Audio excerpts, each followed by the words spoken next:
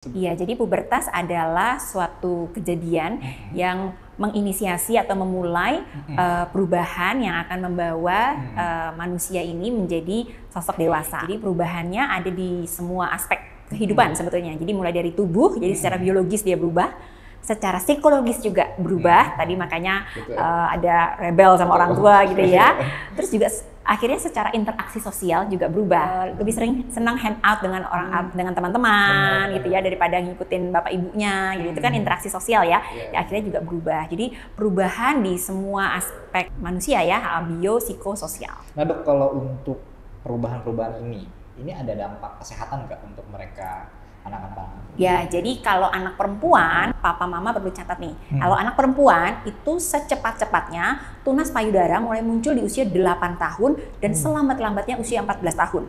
Jadi kalau belum 8 tahun sudah muncul, itu artinya pubertasnya kecepatan. Harus dibawa ke dokter. Kalau sampai umur 14 tahun belum muncul, itu artinya pubertasnya terlambat. Perlu dibawa ke dokter juga.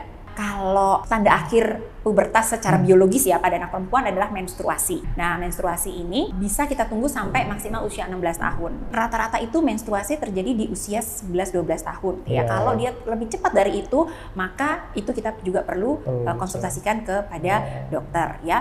Pada anak yang menstruasinya normal pun sebaiknya dikonsultasikan karena ada aspek-aspek kesehatan yang perlu kita perhatikan, misalnya resiko anemia pada remaja karena kan artinya dia berdarah setiap bulannya. Dok, ini kalau misalnya membahas mengenai masa pubertas, persiapan apa yang bisa dilakukan sama orang tua gitu? Nomor satu, layaknya tahap perkembangan anak yang lain, persiapan nomor satu adalah ilmu pengetahuan. Jadi orang tuanya mesti belajar.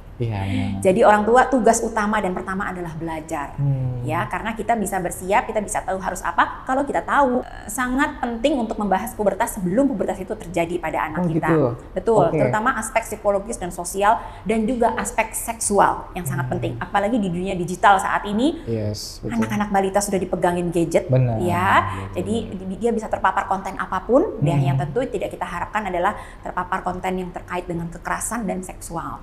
Dan itu penting dibahas dengan anak sebelum pubertas itu terjadi, ya, di mana anak-anak itu masih dekat sama orang tuanya, masih sangat percaya sama orang tuanya, gitu ya.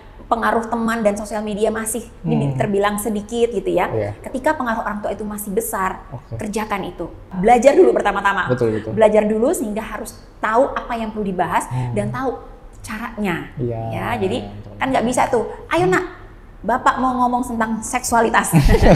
Jadi orang tua mesti pinter-pinter mencari kesempatan di dalam aktivitas dan interaksi sama anak sehari-hari untuk dapat namanya learning opportunity gitu. Oh ini nih aku bisa ngobrol nih, dia tadi baru di misalnya bokongnya ketabrak sama temennya, terus temennya perlu minta maaf atau dia yang nabrak secara tidak sengaja.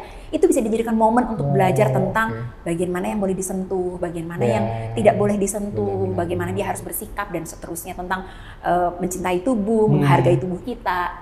Itu contohnya.